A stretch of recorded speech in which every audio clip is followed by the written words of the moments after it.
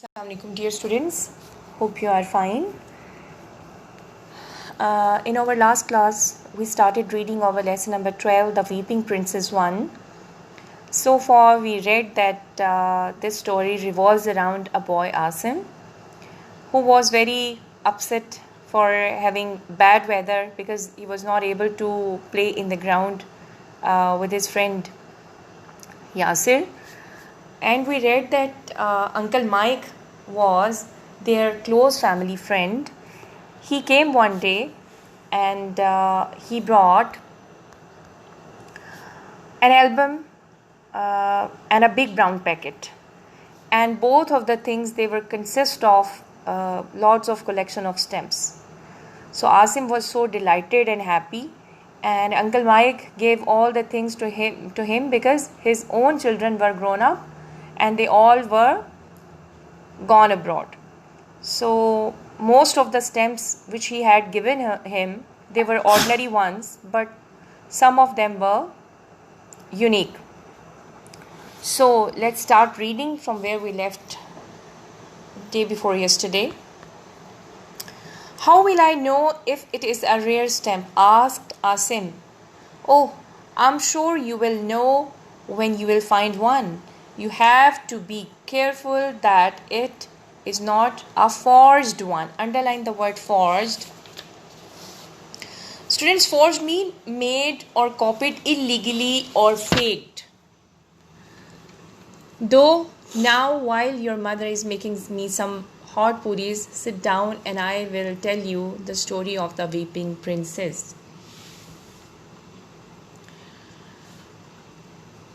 Now, here in this paragraph, Asim was asking to Uncle Mike that how would I know about that a stamp is rare and is unique one. The Uncle Mike now is telling him that you will have to be careful about knowing that. You will have to be conscious that it is not forged or it is not a fake one. Then he told him that I will tell you the story of a weeping princess. Now it is the time to disclose the real meaning of weeping princess.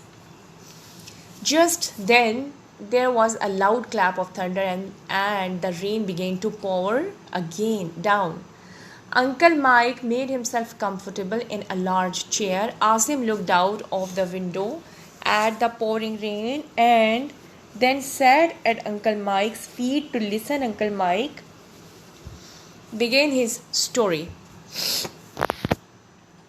When I was young, I used to collect stamps. I was very keen on stamps, and my parents were always writing to their relations all over the world. Every time they wrote, they got a reply, and on each envelope they came through the post, there was always a colorful stamp. Sometimes their friends wrote to me and sent me a stamps for my collection. In this paragraph, Uncle Mike is getting a start, telling him that how he got urged to collect stamp. He told that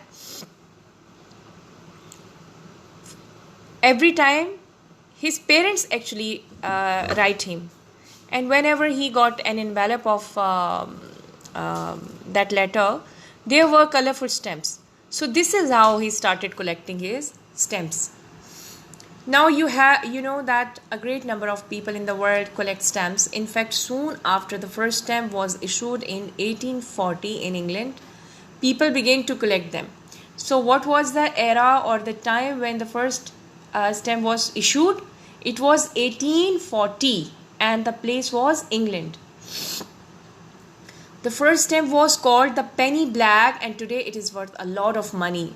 What was the name of the first stamp? It was penny black. And why today it is worth a lot? Because it is unique now. It is obviously anything which is which belongs to the ancient time, the past time, it becomes rare in our collection. When stamps are being printed, the printers have to be careful that all of them are exactly the same. If one of the stamp is different in any way, then every collector wants to own that stamp and it becomes very precious. Students, this is how a stamp becomes unusual, rare, or you can say precious. How? If the printers got some mistake in making or issuing the stamps, and if any of the stamps remains different than others, so it becomes you can say that it becomes having value or become more important for the collectors who wants to collect it. Asim's eyes were wide open and he was listening carefully to what Uncle Mike was saying. His mother came into the room and asked Uncle Mike to come into the dining room because his puris were ready. Asim and Uncle Mike went into the dining room and Uncle Mike continued his story. Well, when I was just a boy, the King of England was a man called George. He was George V and he had been King of England for 25 years. The year was 1936. Now, when someone has been king for 25 years, it is quite a great occasion. The people in many countries celebrated this anniversary. Uncle Mike is telling about the time when it was 1936 and the King of England was George V, and as he had been the king for 25 years, so people of that time of his country, they were celebrating his period. In Canada, they issued a stamp showing the king's granddaughter, Princess Elizabeth. So on that ceremony, what they did, they issued a stamp. It was showing the king's granddaughter, whose name was Princess Elizabeth. When the stamp was being printed, the printers made a small mistake. Every 21st stamp on a sheet of 100 stamps showed a tiny colored mark under the eye of the princess. There were only about 8,000 of these stamps printed and every collector wanted one. The stamp became known as the Weeping Princess because the mark looked exactly like a tiny tear. And whenever a letter came from Canada, I always looked to see if the Weeping Princess was on it or inside it. But alas, I never found one. So what is the story behind the Weeping Princess? When the people of Canada, they were celebrating the king's 25 years, kingdom, or the ruling of that king. They were celebrating it, and they on that occasion they issued a stamp that was showing king's granddaughter picture, whose name was Princess Elizabeth. What happened that by a mistake, after every 21 stamps, it showed a tiny colored mark under her eye, and it seems like just like that the princess was weeping, and the stamp became famous as Weeping Princess, and everybody wanted to collect it.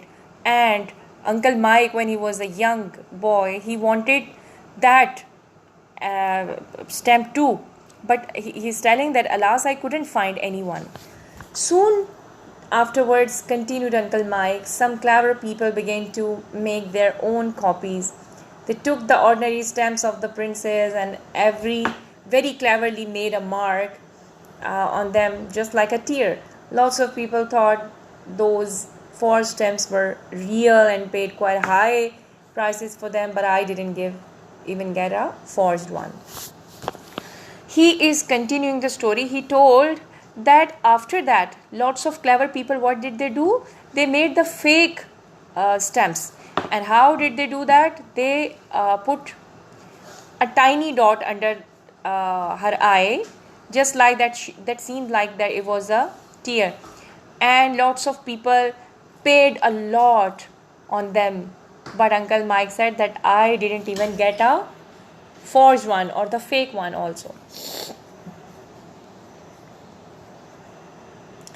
Uncle Mike finished his breakfast and wanted to wash his hands. Thank you, he said to Asim's mother. That was most delicious. He gave her a big smile and then turned to Asim. Well, Asim, I hope you have more luck than I did. Look after the stamps well, and one day, you never know, you may well find a very rare stamp.